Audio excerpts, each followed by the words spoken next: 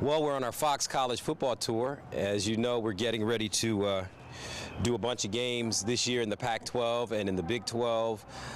So one of our games is week 2 of the season when we see Oregon take on Nevada. We were at Nevada yesterday in Reno, and today we get to see Oregon. We were at Oregon State this morning, and tonight we'll get on a plane and we'll head to Seattle to see UW practice tomorrow, followed by a trip to LA to see UCLA and SC, and the trip is going to continue Arizona, Utah, Oklahoma, Tulsa, Missouri, and maybe even Michigan as well. Heck of a trip for you then too. So you're doing more than just Pac-12 games then this year? Well, you know, we're doing Pac-12 and Big 12, and we're going to try to see some of the opponents that these teams are facing. So Oklahoma plays Tulsa week 1. That's our game. So we'll go see Tulsa since we're in Oklahoma. And Oregon plays Nevada. So we went to see Nevada yesterday. So many people are used to your voice doing basketball.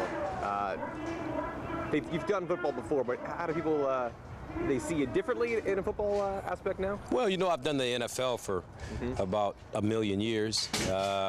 So I think that they don't necessarily see me doing college football, but I used to do college football years ago. I remember calling games for CBS when Donovan McNabb and Marvin Harrison were at Syracuse. Matt Hasselbeck was a quarterback at Boston College. Mike Allstott was playing running back or fullback rather, at West Virginia. So I've done Hines Ward was playing receiver and quarterback at Georgia. So I've done a lot of games over the years in college, and I'm just getting back to it.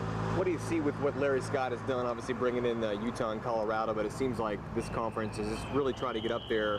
You kind of lost a few things there when Hansen was control, and now you got a new guy there. What do you see out of the conference here and kind of the new look to it and kind of where it's heading? Well, you know, he's a Harvard businessman, and he's a former professional athlete, and I think he's showing why he was so good in the classroom as well as on the tennis court. I think Larry has done an incredible job getting 2 schools like Utah and Colorado into the Pac-12. Not only are they incredibly competitive, but also you have the Denver television market, and you also have the Salt Lake City television market. So he does that as well as establish the Pac-12 network now, and looks like he's got some great financing when it comes to that.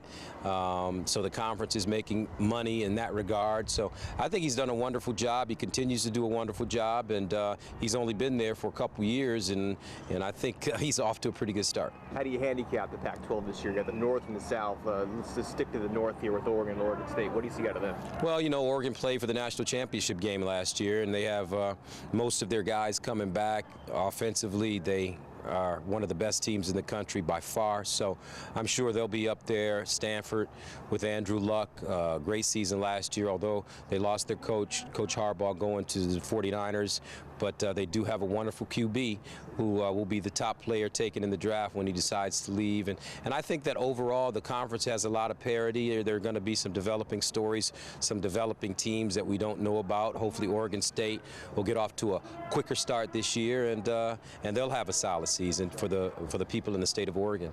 So what's in the bag? Oh man, I got some sweet stuff. Well, I have an 8-year-old son, and the great thing about leaving pro football and going to college football and already being a part of college basketball, but you know, I do Big 10 basketball, and now I'm doing Pac-12 football, so I get a chance to introduce him to some new stuff. So, boom. You know, I'm a New York City guy, but I had to go and get my main man a number 21. How about that? He's going to say, Daddy, who is number 21? I'll say, son, just watch Fox on Saturday, and Daddy will tell you all about number 21 and the Oregon Ducks. How about that? Very cool. All right, man. Gus,